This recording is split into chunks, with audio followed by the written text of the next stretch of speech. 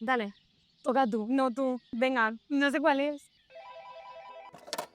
Sí, dígame. Hola, ¿quién eres? Yo soy José Manuel García Morega, ¿y usted? Nosotras somos Conversaciones al Dente. ¿Conversaciones al dente? Somos Marina y Bea. ¿Nos abres? Queremos hacerte muchas preguntas. Somos muy majas. Bueno, pues bien, les abro. Si algo hemos aprendido es que en esta vida hay que tocar puertas. Y en este caso, nada más y nada menos que el exministro de Exteriores José Manuel García Margallo nos ha abierto las de su casa. Os invitamos a que entréis y escuchéis una charla de historia y actualidad política vista por unos ojos que prácticamente han recorrido el mundo. Conversaciones al Dente, un video podcast de Beatriz Pascual y Marina Cartagena. Hola a todos y a todas, bienvenidos a un capítulo más de Conversaciones al Dente. Nuestro invitado de hoy, como habéis podido ver, es José Manuel García Margallo. Un placer de compartir un ratito contigo y gracias sobre todo por acogernos aquí en tu casa. Bueno, como sabéis, todos los capítulos comienzan con la gran pregunta y José Manuel García Margallo no podía ser menos. Así que, por favor, estamos deseando escuchar tu respuesta. ¿Cuál ha sido tu peor experiencia gastronómica o tu peor experiencia en torno a la mesa? Cuéntanos. Bueno, yo he tenido dos que recuerdo con especial pánico. Una fue en el país Dogón, que está en Mali. País Dogón es un territorio muy poco conocido. El primer europeo entró allí en 1925 y me invitaron a comer y todo era una masa de mijo que había que comer con las manos, sacándolos todos de cucharada y paso atrás, ¿no? Que aquello era realmente muy difícil de asumir. Y luego tuve otra también de comida típica en el Tíbet, de una pasta, esta era de cebada y leche de yak. Y yo presidía la delegación parlamentaria del Parlamento Europeo en el Tíbet y tuve que comerme todo aquello, claro, lo cual no me preocupó tanto y me molestó tanto que cuando íbamos a Beijing, lo primero que hice irme a un Burger King, cosa que no es mi restaurante favorito, pero en fin, para comer algo conocido, ¿no? Claro, porque ahí decir que no te gusta o pedir otro Sí, plato, eso es imposible. imposible. Eso es Imposible. imposible. La verdad que es curioso cómo una comida puede definir tanto un lugar, un entorno, una cultura. Entonces quería preguntarte, tú que has tenido la suerte de haber comido con tanta gente importante, líderes políticos, de empresas públicas, privadas, mm, ¿alguna vez el entorno y ese momento en la comida ha sido más difícil de digerir que un mal plato? Bueno, y hablando de comidas, digamos, exóticas, pero en el terreno contrario, es decir, francamente importante, fue en el Palacio Imperial en Tokio, con el príncipe heredero, que eso era cocina japonesa de verdad, La y la auténtica. auténtica, y fue realmente... Y en Pekín también tuve otra de comida china auténtica, es decir, allí nadie sabe lo que es el arroz tres delicias, vamos, Nada. y realmente son experiencias culinarias muy importantes. Ya en el más ordinaria administración he tenido la suerte de estar 22 años en Europa.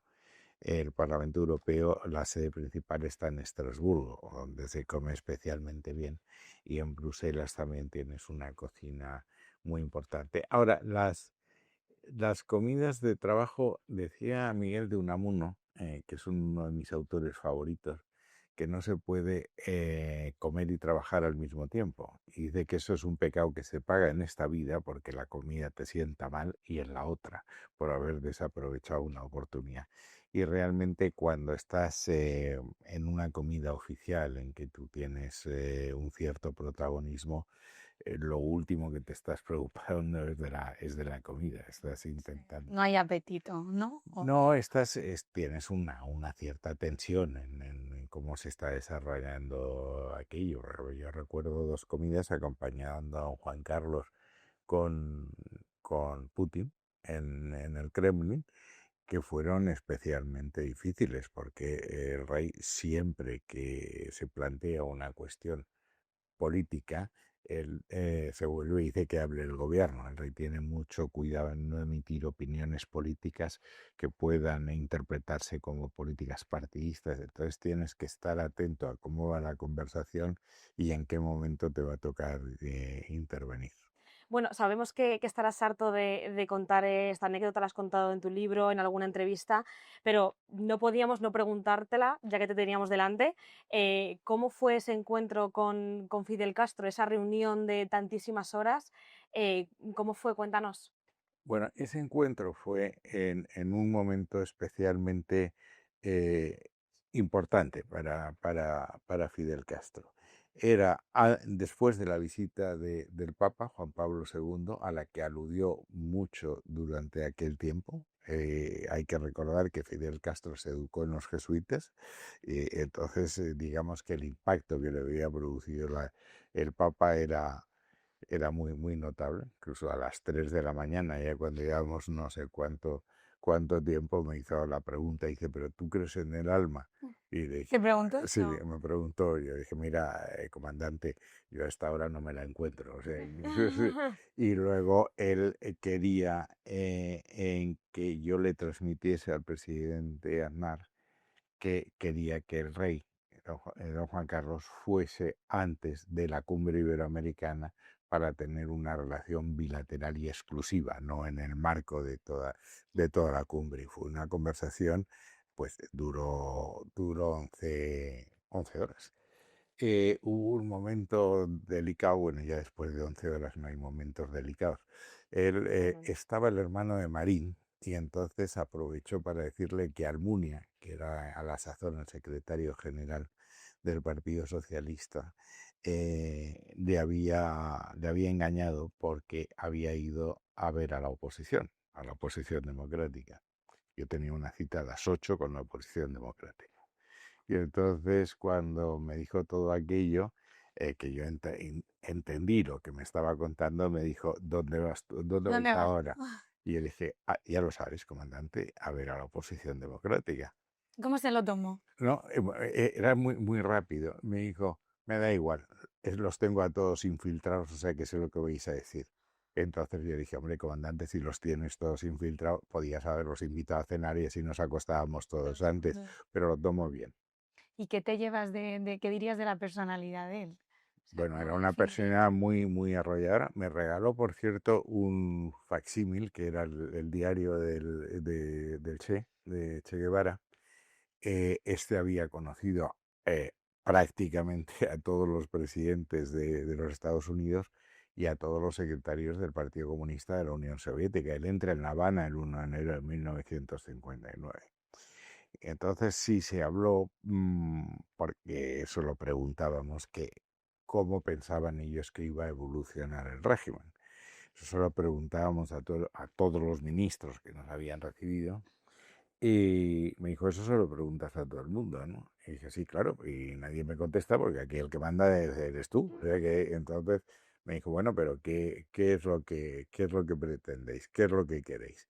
¿Que seamos como Honduras o como Nicaragua? Digo, hombre, eso es injusto, comandante. Cuba era la segunda renta per cápita cuando tú entraste en La Habana y no puedes compararte con países que han estado siempre en una situación económica más difícil. Y me dijo, la única solución es al comunismo, la única alternativa al comunismo es más comunismo. Y yo dije, Lo tenía claro. no, y me dijo, fíjate lo que ha pasado en la Unión Soviética, que Gorbachev ha intentado, el que conocía muy bien, ha intentado una apertura, la famosa Glasnost y la perestroika, y acabó con la propia Unión Completamente. Soviética. Y luego ya pues salió con esas, porque era un personaje muy inteligente, ¿no?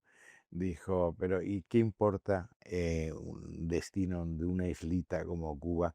Porque él estaba en que se iba a producir una conflagración mundial. Prácticamente él estaba entonces, bueno, era una salida como otra cualquiera, que importa lo que hagamos nosotros. Si esto nos ¿Y va. le llamabais todos comandante? Eh, ¿O no, la delegación hablaba muy poco. En estos casos siempre habla normalmente el presidente de la delegación, salvo que la persona que te está invitando, en este caso Fidel Castro, dijese que quería preguntar algo a... Es que esas delegaciones son de muchos países y de muchos partidos. Y entonces, si empieza a hablar todo el mundo, lo que se puede organizar es un debate entre los que, digamos, eran más partidarios de los regímenes populistas iberoamericanos que el centro derecha nuestro, que estaba mucho más con la oposición. Yo Cuba lo preparaba muy bien siempre y siempre tenía un enorme recuerdo y un gran recuerdo por el cardenal Ortega, que era el cardenal de La Habana. Y yo antes de siendo presidente de la delegación y siendo luego ministro, siempre tenía una entrevista muy larga con el cardenal para que me explicase cuál era su visión y cuál era la Que te solución pusieses en contexto un poco. y que me diese cómo veía él la salida, ¿no? de Cuba. Bueno, en realidad el motivo de esta pregunta, aparte de por lo interesante y anecdótica que es también intentando traerlo un poquito a la actualidad, que llama la atención que dos personas estando en las antípodas, decías que compartisteis 11 horas juntos. Bueno, eso lo hacemos siempre. Claro, pero que quiero decir un poco defendiendo ese discurso que tú siempre has, bueno, que siempre has promovido de que venía de la transición, ¿no? De esta conciliación nacional. Y no sé ahora, si nos venimos a los tiempos de ahora, si habría que repasar un Bueno, es que yo poco. te diré, no es ningún secreto y está publicado. Yo lo primero que hice cuando llegué al ministerio es una comida, sí, eso sí fue una comida, con todos los que habían sido ministros de Exteriores desde la democracia, de todos los De todos los partidos. colores, sí. Y luego yo tenía normalmente una reunión como máximo cada 2 meses con todos ellos para exponer pues qué estaba pasando, cuál era la política exterior española, y todos me ayudaron enormemente cuando tuvimos que pelear con Turquía para un puesto en el Consejo de Seguridad. Turquía tenía mucha ventaja sobre nosotros, tenía muchos más medios económicos que nosotros, era un país con unas conexiones muy importantes con países terceros, entre otros Turkish Airlines, etcétera, y disputaba la hegemonía en el mundo suní con Arabia Saudí. En el mundo chía era Irán, pero Turquía con Erdogan era una potencia. Y todos tiraron de agenda para remar y ayudar a que España ganase. ¿Crees que eso ahora no pasa tanto, no, no lo creo, es que sé que no pasa. Es decir, es que lo que está pasando ahora, que la política exterior, por desgracia, interesa muy poco en España, pero la política exterior es un reflejo muy cabal de cómo funciona la política en general. Y, es decir, es verdad que se han perdido los grandes consensos de la transición en temas de Estado y eso se ha perdido en política exterior. Ejemplos, cuando Pedro Sánchez decide cambiar la política respecto al Sáhara Occidental, él escribe una carta al rey de Marruecos que no se discute en Consejo de Ministros, no se comunica a la oposición y no se debate en Cortes. Ahora, hace unos meses, cuando hubo que la reunión en La Haya de la OTAN, que se tomaba una decisión tan trascendente como fijar un 5% para el año 2035, lo cual compromete el esfuerzo de la nación durante estos 10 años, y ya habéis visto lo que ha pasado. Es decir, que él suscribió aquella delegación, luego dijo que no lo iba a cumplir, pero en fin, todo por su cuenta y riesgo.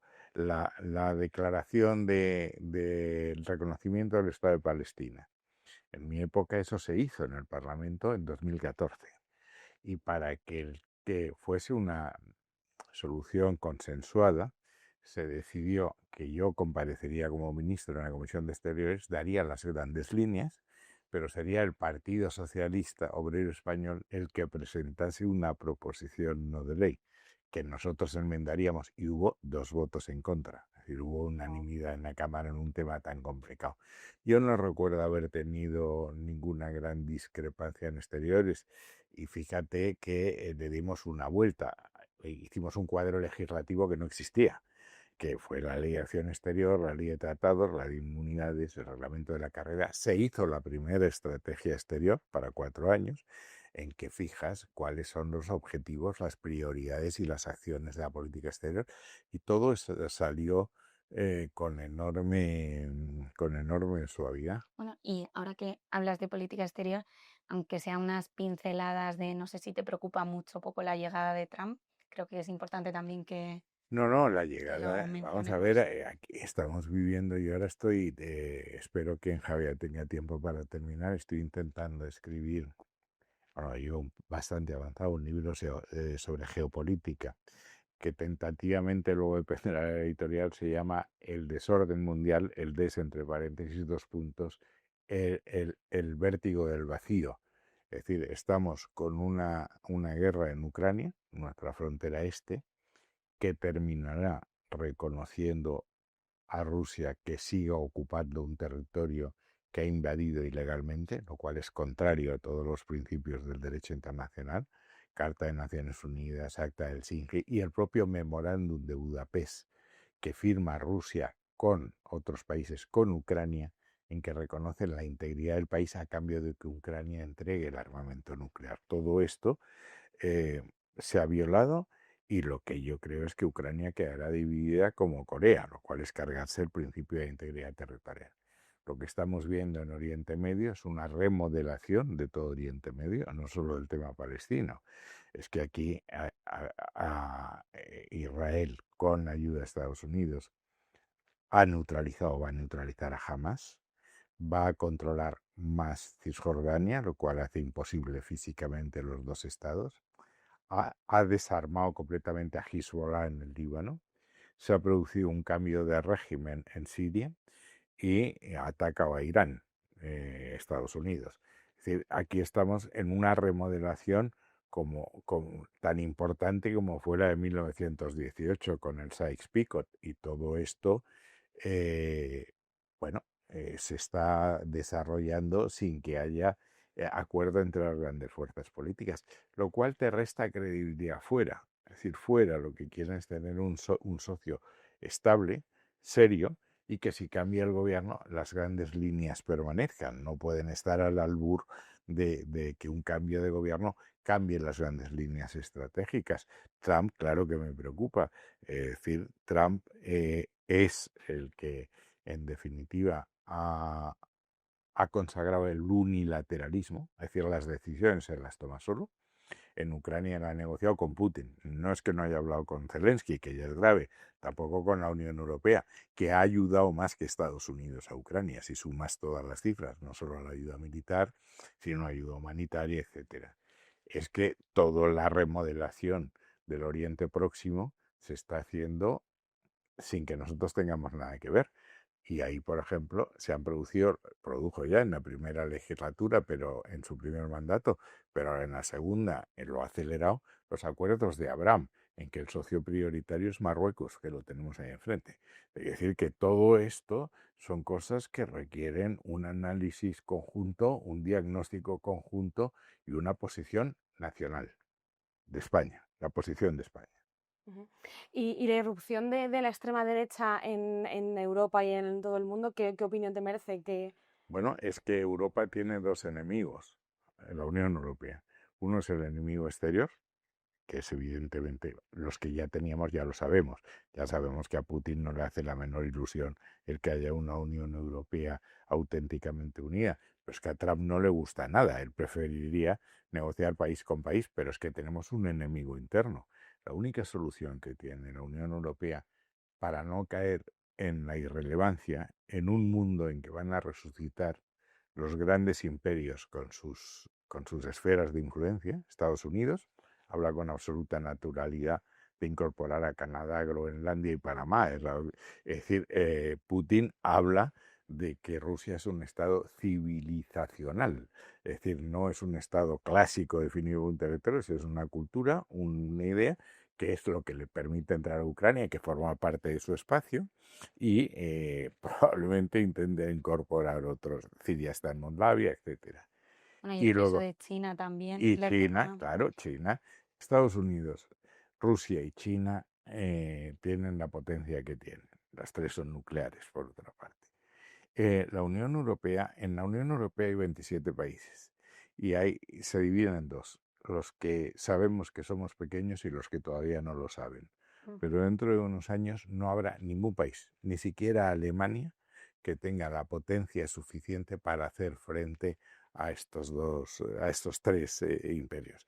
Entonces, la única solución que tiene esto es hacer lo que teníamos que haber hecho hace mucho tiempo, que es una unión federal, que son los Estados Unidos de Europa, que es lo que se pensó inmediatamente después de la Segunda Guerra Mundial, y que empieza por una política exterior y de defensa. Es que no tenemos una política de defensa común. Por eso la extrema derecha lo que quiere es volver al siglo XIX, es decir, ya las naciones como tales no tienen la fuerza suficiente para vivir en este mundo. No la tiene el Reino Unido. Se han ido del Brexit y lo que han caído es en la dependencia absoluta de los Estados Unidos. Ujú. Y volviendo un poco a esa falta de debate, me da la sensación que tenemos todos como la percepción general de crispación, de degradación del debate político, a las instituciones, entre políticos. Tú que siempre has defendido las verdades madre que decía Cánovas y que al final es lo que consideramos todos básico, ¿no?, en nuestro día a día, y para quien no lo conozca, la unidad de España, el Estado de Derecho, el europeísmo, la economía social. ¿Qué opinión tienes ahora de la situación que estamos viviendo ahora mismo? Bueno, que vivimos en una situación de parálisis absoluta. Es decir, es que este gobierno que lleva 7 años ha presentado 3 presupuestos y el último gobierno de deben presentar no ha presentado ninguno. Y lo más grave es que el señor presidente del gobierno dice que él está dispuesto a gobernarse en el Parlamento. Claro, eso es una dictadura. Eso no es una democracia parlamentaria. Luego, aparten de otro axioma que es peligrosísimo, es que yo tuve una discusión, no voy a decir con quién, pero el subdirector de un periódico importante en televisión, es que él me decía es que la soberanía radica en el Congreso de los Diputados. La tesis es como han sido elegidos los diputados y los otros poderes no, es superior. Y por tanto, lo que diga el Congreso, que es lo que han hecho en la amnistía, lo que dicen, lo que no está prohibido está permitido. Mire usted, no. Eso a nosotros que somos ciudadanos corrientes, sí. A los poderes públicos, no. Ustedes lo único que lo pueden hacer es lo que está permitido, no lo que está. Bueno, Ujú. eso es gravísimo, o sea, porque esto permite una interpretación, pues como hemos visto en la amnistía, lo vamos a ver ahora en la financiación singular, única, privilegiada y distinta de Cataluña. Ese no es el modelo constitucional. Entonces van a alterar la Constitución por la puerta de atrás. Para hacer eso, ¿qué tienen que hacer? Controlar todas las instituciones, que es lo que están haciendo. Es decir, ellos van al decreto ley o a la proposición de ley. ¿Por qué van a la proposición de ley y no al proyecto de ley? Porque la proposición de ley que presenta un grupo parlamentario no tiene que pasar los filtros de un proyecto de ley, el Consejo de Estado y tal. Bueno, y luego todos los órganos consultivos los han copado. Es que tú tienes el Banco de España, que está escriba, que dice que, por ejemplo, no se habla de las pensiones. Oiga, ¿cómo que no se habla de las pensiones si es el mayor gasto que tenemos y el mayor reto que tenemos de futuro? El Consejo de Estado está Carmen Calvo. En Red Eléctrica está esta chica, ya no me acuerdo cómo se llama, una que registra la propiedad, Sí. la Comisión Nacional del Mercado de Valores, que no han dejado títere con cabeza. Es que estamos en un camino hacia la autocracia que puede ser irreversible, y ahora lo que quieren hacer con jueces y fiscales es muy grave. Es decir, es que ya no se entra por oposición, que se entra por los señores que ellos quieran, y además la instrucción ya no es de un juez, es de un fiscal, y el fiscal es un señor que depende jerárquicamente del fiscal general. Claro, el espectáculo de un fiscal general que no dimite estando investigado es una cosa absolutamente extrañísima, y tan extraña que la fiscal jefe de Madrid, que está investigada como él, sí que ha tenido que cesar, porque el estatuto fiscal dice que cuando te pase eso, te suspenden de empleo y sueldo, lo cual tiene todo el sentido. Pero resulta que eso lo haces con el capitán, pero no con el general, porque el general dice, no, es que mire usted, ya no está sujeto al estatuto orgánico del Ministerio Fiscal, porque están, hombre, mire usted, yo no lo entiendo muy bien. Pero todo esto es de una enorme gravedad, ¿eh? Quería preguntarte también, José Manuel, se lo comentaba a Bea, leí en un libro hace poco una reflexión que dije, es que creo que José Manuel o sea, hay que preguntárselo, que ya que te has manejado y te manejas también tanto en las instituciones como también en los medios, que es creo que igual de importante, decía el exdirector Ahora es más importante. Pablo, no te voy a decir, Claro. no es un secreto. Pablo Iglesias, con el que yo desde Claro. ahora tengo muchas reuniones, me dijo, los 4 votos que tiene Podemos me los va a pagar en televisión. Y Ya. efectivamente los tiene Claro. en Mira Televisión Española. Pues ¿Cómo ha resucitado? Sí. decía el exdirector del Mundo, David Jiménez, en su libro El director, una reflexión que me gustó mucho, que era o sea, cómo están cambiando los tiempos, que los que éramos, o los que hemos estudiado periodismo, ellos también, empezamos creyendo que los medios controlaban, tenían, digamos, esa labor, esa tarea de controlar el poder, y ahora parece que eso está cambiando. O sea, que es el poder quien está controlando a los medios. No sé tú que estás en los dos escenarios, ¿cómo lo vives? Bueno, yo creo que los medios, la influencia y el impacto que tiene el poder político en los medios o en los propietarios de los medios Claro. es absoluto. Entonces, digamos que aquí hay líneas rojas que es muy difícil traspasar. Es decir, toda la información en determinados medios, para poner un ejemplo, sobre la mujer del presidente o el hermano del presidente o el fiscal general, es algo que se hace con pinzas. Ahora, sin embargo, han decidido que para que el agua no llegue más arriba, tienen que hablar solo del triángulo tóxico, de Cerdán, Ábalos y Coldo. Coldo. Estos los están masacrando. ¿Por qué? Bueno, porque eso decía Pío Cabanillas, con el que yo fui director general en el 77, que es que hay que matar muchos caballos para que no muera Curro Jiménez. Aquí hay que buscar responsables para que el agua no llegue a la altura del presidente. Eso ¿A ti es te han así de dicho, sencillo. te han dicho alguna vez en un medio, oye, cuidado con decir esto o No, lo otro? no. Bueno, yo no soy fácil, ¿eh? Es decir, lo que sí han hecho en algún medio es cuando he estado demasiado incisivo, no me han vuelto a llamar y asunto terminado. Han cortado por lo sano. ¿Pasa? Bueno, imaginamos que no es fácil moverse en esos dos mundos, ¿no? En el de el mediático y el político. Imaginamos también que por tu trayectoria, ahora nos lo confirmas, por tu trayectoria que has estudiado, te has formado en Harvard, has estado muchos años en Bruselas.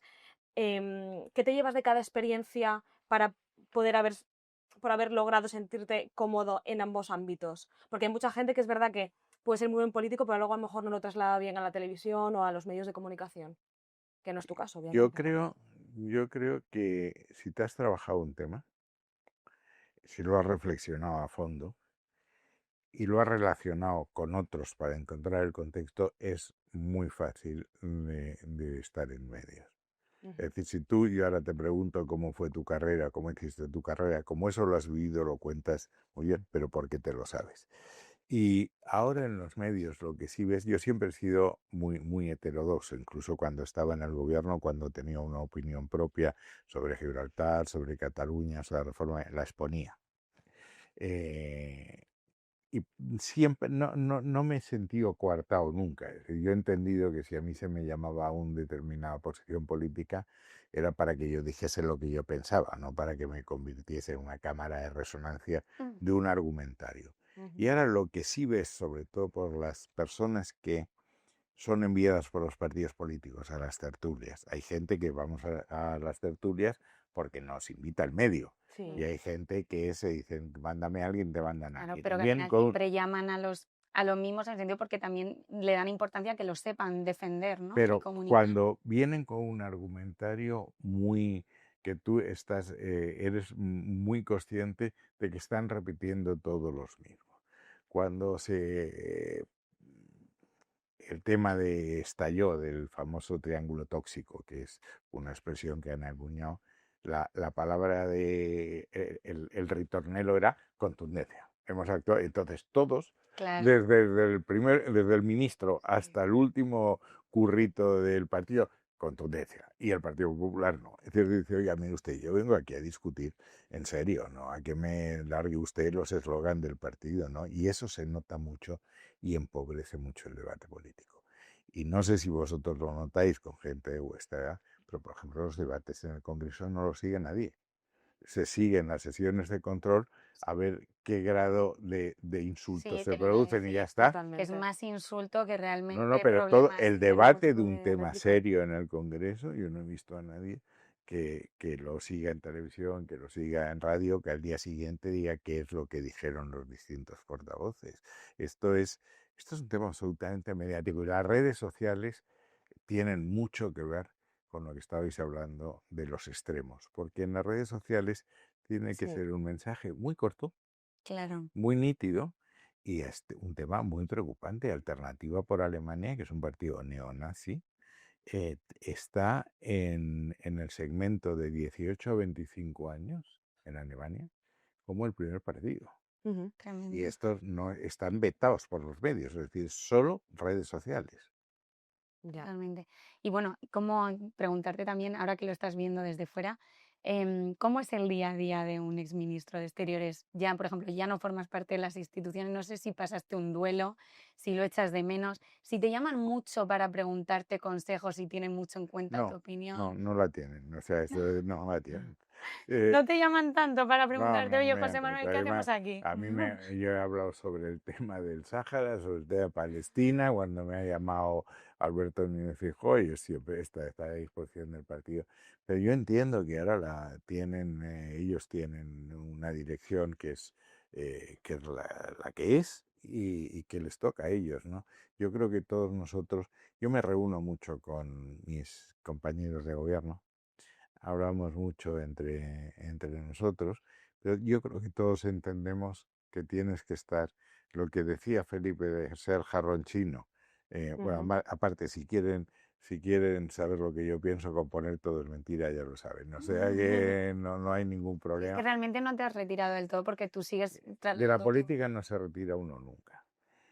Lo que sí es muy importante, y yo lo estoy con mis hijos que les gusta mucho la política, le dije, bueno, de acuerdo, si queréis hacer política, la hacéis, que pero la antes consulta. ganáis unas oposiciones, de tal forma que si tú no estás en una lista, dice, oiga, ya que estábamos hablando de, buenas tardes, ¿quiere usted algo para Javia? Porque es que si no, no eres libre para expresarte. Hay un libro el mejor libro que yo he visto sobre el Tercer Reich, que se llama Hitler, de Jan Kershaw, que es un británico, que dice que Hitler no mandaba porque no tenía necesidad de mandar, porque todo el mundo quería trabajar en la dirección del Führer. Y hasta que el Führer no se había manifestado en una determinada línea, la gente no emitía opinión. Y una vez que el Führer había emitido opinión, ya todos iban vamos, a más velocidad. En la reunión en que se hacía la solución final de los judíos en Guangxi, no había un gran jerarca del régimen, eran jerarquías intermedias, pero todos habían entendido que Hitler lo que quería era acabar con el pueblo judío en su totalidad. Y eso trajo 6 millones de muertos. Es decir, otro ejemplo del Tercer Reich, el nazismo nace como un fenómeno anticomunista, fundamentalmente anticomunista. Sin embargo, se firma el pacto von Ribbentrop-Molotov, en que se alían con la Unión Soviética para repartirse Polonia. Y a todo el mundo le pareció muy puesto en razón que el enemigo de ayer sea el aliado antes de ayer. Ujú. Y bueno, volviendo un poco a lo que mencionabas antes de los jóvenes, las redes sociales, eres un hombre actualizado, estás presente en los medios, en las redes, muy Te vamos a activo, pillar. lector empedernido. Queremos saber si estás tan familiarizado con unas preguntas así rápidas y cómo convives con ese lenguaje que utilizan los jóvenes y que va Hemos cambiando tenido día que a día. buscar nosotras también, Sí, ¿eh? porque Sí. nosotros inevitablemente también nos sentimos ya un poco fuera, ¿no? Y es verdad que es una cosa que va cambiando todos los días y hemos tenido que buscar alguna, pero bueno, queríamos saber un poco hasta qué punto estás de actualizado, si te parece. ¿Vale? Son muy rápidas. ¿Sabrías decirnos qué años comprenden la generación millennial, la Z y la alfa? Yo creo que los millennials son los de cambio de siglo. Mm. Los otros yo creo que son los que han llegado a la mayoría de edad ya a partir de los años 15, 20. Y el otro ya no lo sé. Pues muy bien. Bueno, Hemos tenido que buscar nosotras te también, queda ¿eh? la O sea, generación alfa, bueno, que... bueno, ha dicho que son los actuales, ¿no? Más o menos. Bueno, Sí, sí, dos. los últimos, por así decirlo. Vale. ¿Y tú sabrías decir qué es ser un cayetano o una cayetana? Y yo creo que eso lo han tomado de Cayetana Álvarez de Toledo. Entonces, Podría ser. es ¿Cómo lo lo definirías? que ellos interpretan como el pijerío facha. Muy bien. Oye, José fenomenal. Manuel, bueno. Y bueno, eres también activo en redes. ¿Qué significa crear hype? en las redes Eso sociales? no lo sé. Puedes crear expectativas, Sí. Yo en sí, realidad dejarte con intriga. me las llevaba un asistente mío, ahora Ah, ya sí. no tengo asistentes, y que estaba muy activo en Twitter y yo le daba la idea precisamente y lo hacía muy bien. Vale. Pero eso no, Pues crear hype es crear muchas expectativas. En plan, bueno, lo que haremos a lo mejor con el titular de este podcast. Sacaremos ahí algo que hayas dicho. convertirte en viral, vamos, que Sí, te básicamente. digan esto se ha convertido en viral. Y yo Exacto. he tenido alguna que ha sido muy, muy, muy viral, Por que, ejemplo. pues por ejemplo, un debate me llevaron a Televisión Española que había que elegir el español el español más famoso de todos los tiempos, ¿no? Ujú. Y yo estaba con Milá, este es Milá, No. no sé quién más estaba. Bueno, el caso es que yo señalé a Hernán Cortés, se pusieron como panteras, dijeron que era un asesino, un villano, que vamos a ver, es un señor que llegó a México con 400 hombres y enfrente tenía un imperio de 6 millones. Y entenderéis que si logró entrar en Tenochtitlan, que así se llamaba la capital, fue porque todos los indios que estaban sometidos por los aztecas se pusieron de su lado.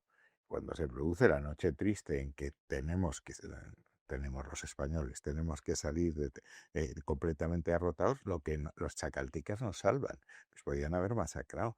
Es decir que comparar lo que la aportación de valor añadido civilizacional que tuvo España con los otros imperios que nos han sucedido, el Imperio Británico, etcétera, es ignorar la historia. Y dije, oye, que es que en Puebla hay 300 iglesias, que es que la primera universidad del mundo fuera de Europa fue Santo Domingo en 1502.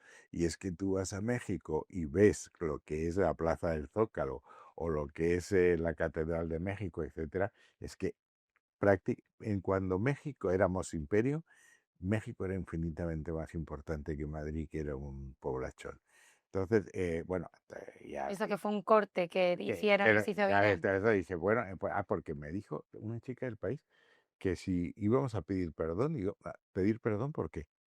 Porque tenemos que pedir perdón. Y porque México nace con Hernán Cortés. Antes no existía México. El primer mexicano es el hijo de Hernán Cortés y de Malinche, Martín Cortés. Es decir, esto es así de sencillo. Y por eso hay un mestizaje que no ha habido en las colonias inglesas, en que acabaron con todos los... Y luego ya esa fue absolutamente viral. Ujú. Y ya mira, le dije, bueno, pero ¿de qué estáis hablando? O sea, ¿sabéis de qué estáis hablando? Es decir, porque es que nosotros dejamos un México que el México independiente perdió la mitad, que se lo quitaron los Estados Unidos. Es decir, es que cuando México era virreinato, hablaban de colonias, digo, España jamás tuvo colonias, nunca. Nosotros tenemos una organización que era un virreinato, lo mismo que tenías en Valencia o en Cataluña, que había un virrey, un vicerrey. No eran, y tenían los mismos derechos la Escuela de Valladolid y Cádiz, que celebramos la cumbre iberoamericana, el otro día me encantó, 2012 era el bicentenario de las Cortes de Cádiz, que empieza hablando de los españoles de los dos hemisferios y donde había diputados que venían de América y Filipinas. Wow. Si yo te digo que algo es muy random, ¿qué es? Random es errático, es Como extraño, sí. ¿no? Random es que no es definitivo, no es. Bueno, estás Muy bien. aprobando, ¿eh? Y Te por queda la último, última. ¿quién es Bad Bunny? No lo sé. Un cantante. Es un cantante de reggaetón que lo Sí, ha petado puertorriqueño. con las ventas de Sí. su gira que viene a... Yo es que cuando me enfoco en un libro ya no tengo tiempo para otra para cosa. más. Bueno, ya para terminar, bueno, es un cuestionario divertido de preguntas rápidas. Lo primero que se te pase por la cabeza, ¿a qué político joven ficharías para tu equipo ideal? A mí me encanta Pablo Salva. Ujú. ¿Qué canción pedirías en un karaoke? En un karaoke, pues fíjate, yo la canción de Casablanca, As Time Goes By. Bueno, siempre has dicho que te ha gustado mucho. Yo Casablanca te la recito entera. Qué bueno. ¿Qué te hace reír de verdad? ¿Qué o quién? ¿Qué o quién? Y a mí me gusta mucho una definición del humor que dice que el humor es cuando dicen algo que tú no esperas, que te sorprende. Ujú. Eso es el humor. Totalmente. Me encanta el humor británico, por ejemplo, en Casablanca tiene temas antológicos de humor. Cuando entran los oficiales alemanes nazis en esto, llega el encargado del local y le dice a Rick, ¿qué mesa les doy? Dice, darles la mejor, porque siendo alemanes la iban a coger de todas maneras. Cuando llega el capitán que le dice, aquí se juega, y venía de dice, y le dicen sus ganancias. ¿Eres más de sobremesa larga o copa en barra? Sobremesa larga. Yo también. Nosotros hemos puesto una mesa de 12 para estar, o luego se viene aquí, pero es sobremesa. En la copa en barra a mí no me ha gustado nunca, me parece. ¿Te gusta ser anfitrión? ¿Traes a mucha gente a Me casa a encanta, hacer? Sí. me encanta. Pues mira, ya sí, íbamos a terminar, pero bueno, terminamos con esta. En estas comidas o cenas que dices que celebras, ¿qué menú te gusta o qué sueles pedir o te gustaría hacer para tus invitados? Mi capacidad de decisión en mi casa es muy pequeña y ya en los menús es ninguna. Pero bueno, ¿tendrás algún plato favorito, algo que digas, No, ay, me gustaría? a mí, por ejemplo, hay un tema que se hace muy bien en esta casa, que es el pastel de carne. ¿Eso es de Murcia? Sí. Luego no, el pastel murciano es otra cosa, porque es una mezcla de dulce y salado. El pastel de carne normal, es de El de carne en hojaldre. Sí, Claro, pero sí, el pastel murciano tiene mucha canela, tiene naranja, es un plato de origen árabe, es muy parecido a la pastela marroquí. Ah, pero es que yo soy de ahí, ¿eh? Ah, Y, pues, y pastel de carne no siempre es dulce, yo lo tomo salado. pues el pastel murciano es la pastela marroquí, que insisto es Que mezcla. lleva... Lo que pasa es que los marroquíes lo hacen de pollo y el bueno, yo solo he tomado, y hablamos de gastronomía, yo he cenado 3 veces acompañando a los reyes con los reyes de Marruecos, ¿no? Y claro, la pastela de pichón, que no la de De pollo, pichón. Exquisita, ¿no? sí, Sí. exquisita. Pero luego me gusta mucho la lubina al hojaldre. Es un plato que también me gusta mucho. ¿Y aquí en Madrid dónde consigues ese pastel de carne? No, este se hace en casa. Ah, lo hacéis casero. A mí en Madrid, cuando salgo, yo soy de Sitio cocina muy básica. O sea, Producto. he estudiado en San Sebastián del bachillerato y Wow. en Bilbao, en Deusto, la carrera. Es decir, el chuletón de carne o un changurro una merluza al horno, todo eso soy muy de materia prima, ¿eh? ¿Algún favorito que quieras decir o prefieres? De restaurantes, Sí, si quieres decir alguno. eso no se puede hacer propaganda. Muy bien. Pues nada, ya hemos terminado. Espero que hayas pasado un rato agradable Bien. y hasta la próxima.